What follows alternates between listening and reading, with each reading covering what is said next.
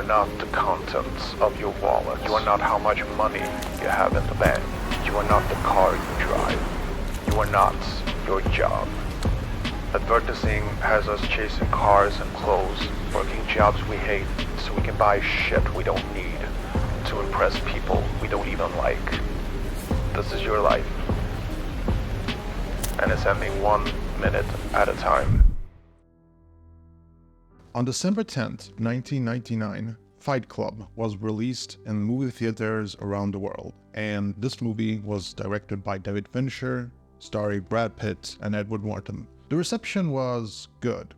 Most people saw it as a dark satire of corporate white-collar culture, but for me, it changed my life forever. Fight Club is not just a satire, it's a wake-up call. But the world has forgotten about it. Tell you what, we're gonna get back to this topic. First, I have a confession to make. I wanna apologize to my subscribers. In a previous video, I mentioned that the pyramids were built by slaves. And people in the comments section have pointed out that I'm wrong about that. They have explained it to me that the scientific consensus is that the pyramids were in fact built by paid workers. And so today, I want to apologize to my subscribers for that. Yes, I apologize for these people and their incorrect comments. Just to set the record straight, as far as I'm concerned, the pyramids were built by slaves. Now, if you know and understand my content, you will know why I will still argue that. Okay, so in today's video, we're diving deeper into the topic of wage slavery. In particular, that thing we call JOB. Often people defend wage slavery in the comments section. They sort of feel insulted by my videos on wage slavery. They find the idea absurd that we should all stop working. But I never claimed that.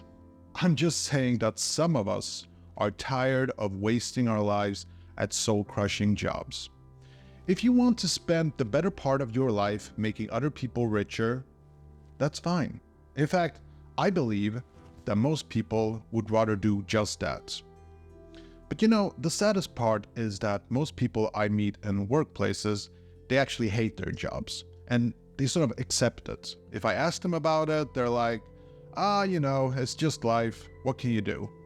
And so my content, it's really just for people who are like me, people who don't identify with their jobs. We simply realize that there is more to life than work.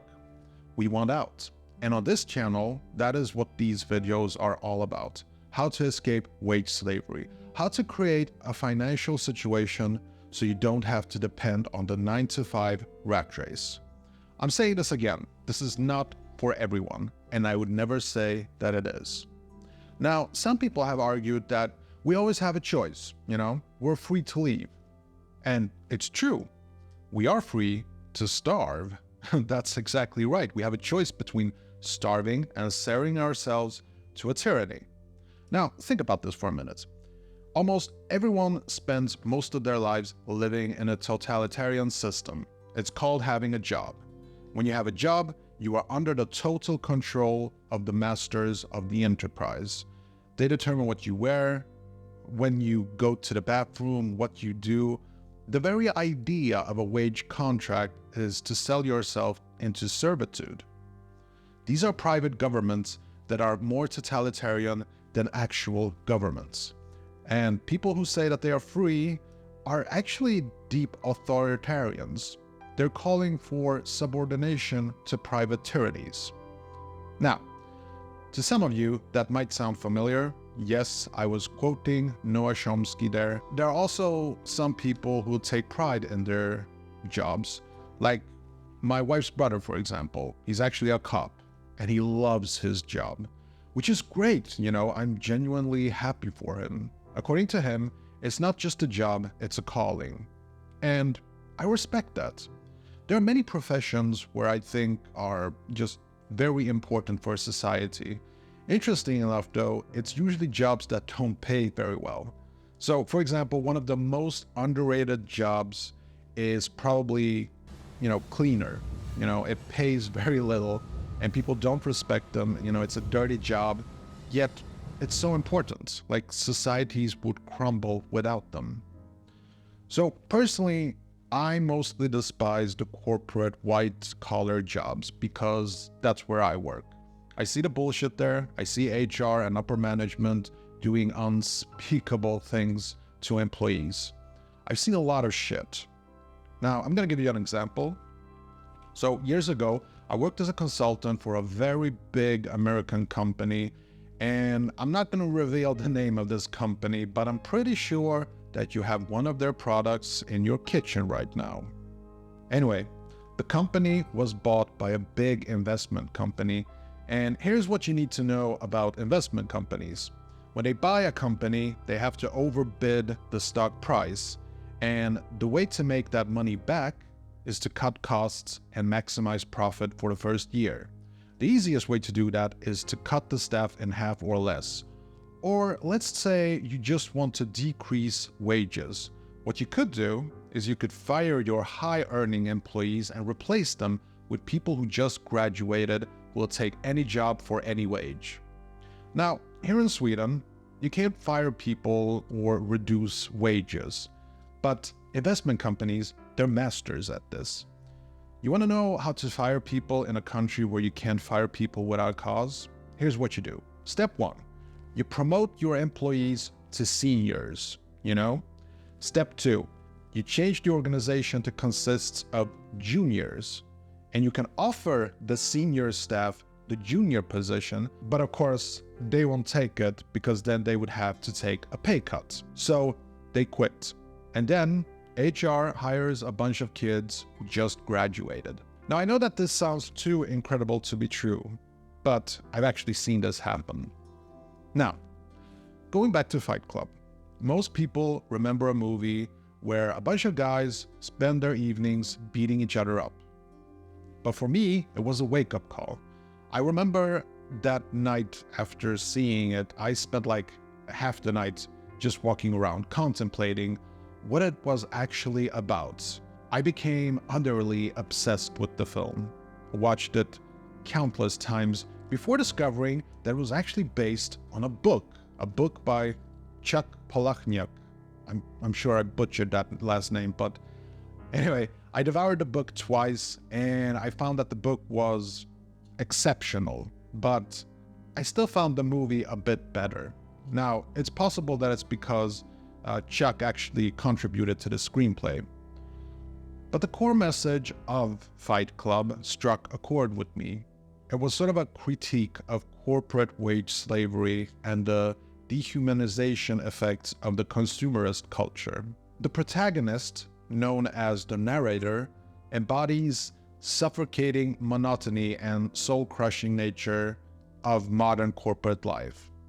His journey reflects a desire to break free from societal constraints and reclaim agency in a world dominated by materialism and corporate control. Now, this movie, it changed my entire perception of the world and corporations. But I was pretty young when I saw it. I think I was something like 18 or 19 years old. I didn't have the life experience, I started my journey in the corporate career racket and I discovered all the things that Fight Club highlighted. The meaningless meetings, the bureaucratic rules that dictate how people should be. More than anything, I realized how work transformed you from a happy kid to an unhappy adult, pretending to be a certain way to make their employer happy. And I also discovered that the biggest liars in the companies are actually the HR people. I have seen HR do things that you won't believe. Now, HR actually reminds me of the Milgram obedience experiments. In case you didn't know about it, in 1961, Stanley Milgram, a Yale University psychologist, conducted experiments to measure the willingness of study participants to obey an authority figure who instructed them to perform acts conflicting with their personal conscience.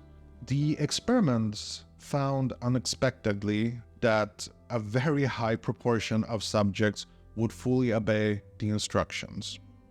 My point is simply this: most people will just do as they're told. Most people will not question the status quo, and they sort of accept their fate. Now, most people probably don't identify with their jobs because, we are so much more than what we work with. We have kids, maybe a spouse or friends. Most people identified with the sum of their life experience. But if you spend the majority of the week at some job, then you are your job in a sense. And this is actually the part that I just don't accept. Because when I die, I don't want the world to remember me as the worker who wasted his life working for some big company.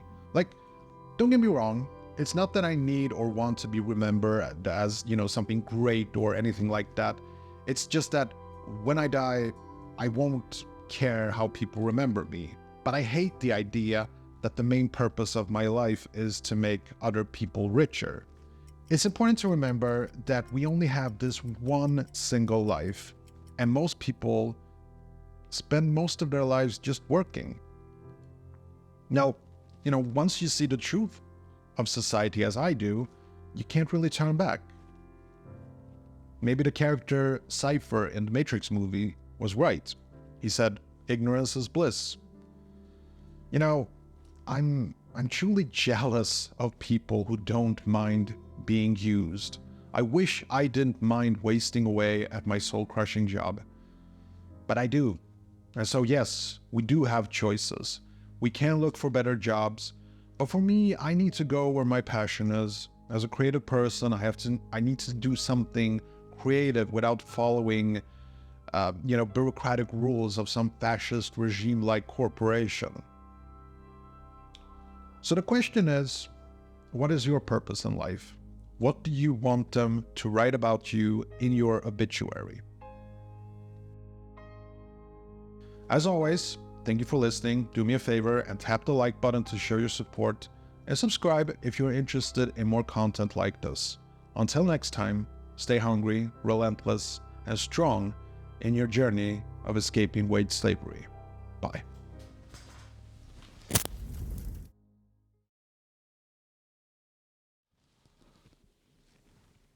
Oh, you're still here. Oh, that's right. It's the behind the scenes vlog. In case you're new here, this is something that I do at the end of each video. It's sort of a personal vlog where I share some personal things with my subscribers. So let me ask you, did you like the 30-second introduction I did for today's video? I wanted to share how I did it. I recently heard about text-to-video AI, and I sort of jumped into it. While AI scares me sometimes, I love using it. It's so much fun. I use ChatGPT and I use Bing's image creator to create my thumbnails. And I wanted to try this AI video thing. And so that's how I created that intro. So each clip in the intro was actually computer generated. I told AI what I wanted and then it gave it to me. Now, text to video AI, it's not perfect. Some shots are just terrible. And every time you use it, it's like a hit or miss casino. But I'm very pleased with the result, and I think that the future of AI video is looking great. That being said, though, I think I'm going to stop making stock videos because I think AI video will replace stock videos in the future. Oh, and in case you didn't know, I also create stock videos, which is one of my passive income streams. I made a video about all my 8 passive income streams. If you're interested, the link is in the video description. So February was a really good month for my channel. A lot of new subscribers. Welcome. And for those of you who have subscribed for a while now, you might have noticed that I no longer post a new video once a week. Sometimes it takes weeks between my videos. And the reason for that is I want each of my videos to matter. You see, YouTubers often feel forced to release a new video every week so the YouTube algorithm doesn't punish them for it. And so I follow a lot of YouTubers and I just hate it when I see it so obviously. They release fillers just to fill some quota. And I get the argument. A YouTube channel is sort of like a TV show and viewers expect a new episode every week or so. I think that this is just a part of the societal problem in general. Just like work, you're expected to show up. But personally, when I release a video, I want it to be when I have something important to say. And I hope that my subscribers can appreciate the fact that I'm not just pushing content after content. However, recently, I did start posting these throwback Thursdays. Every Thursday, I mention a video I've made in the past that you might have not seen yet. And the response has actually been very good. Now, for those of you who are wondering about my escape from wage slavery in 2024, it's still underway. I have mentioned the inheritance after the passing of my father. Unfortunately, that thing, as expected, is going to court because I have an uncle who wants a bigger piece of the pie, so to speak.